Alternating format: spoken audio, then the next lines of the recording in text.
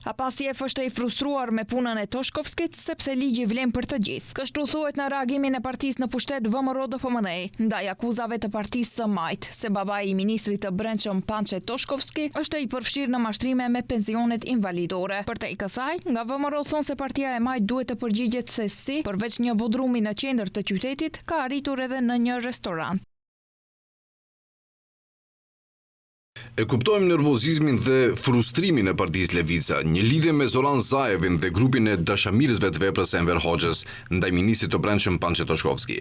Pas këtij frustrimi qëndron frika dhe dija se Toshkovski po pastron me kriminalët dhe se pas shumë dekadash ligji vlen për gjithë njësoj. Toshkovski nuk fshehu asgjë, nuk tha se ligji nuk vlen për baban e tij. Kjo është arsyeja pse si Levica ashtu edhe Dimçe Apasjev janë të tmerruar dhe janë një arsye shtesë për frikën e tyre të re. Ndërkaq, Levica pretendon se ministri dhe avokati i mafias urbane, Pançe Toshkovski, po përpiqet vazhdimisht të heqë çdo kritik kundër hetimit të tij selektiv në Koçan, me anë të spinosjes, manipulimit dhe kërcënimeve, nga ku sipas tyre, qeveria aktuale e VMRO-DPMNE-s, si të gjitha qeveritë e mëparshme, krijoi sistemin e korruptuar që shkatërroi Maqedoninë e Veriut. Ndërsa ai po përpiqet të ndërtojë një imazh se po shkatërron sistemin e korruptuar, faktet që po bëhen publike tregojnë se edhe familja Toshkovski ishte pjesë e këtij sistemi.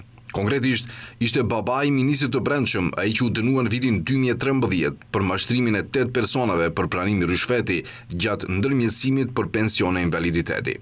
Babai i tij u dënua me 2 vjet lirim me kusht sepse mblodhi në mënyrë të paligjshme pothuajse 25.000 euro nga personat e dëmtuar, duke u premtuar atyre se do të fitonin të drejtën për pension invaliditeti.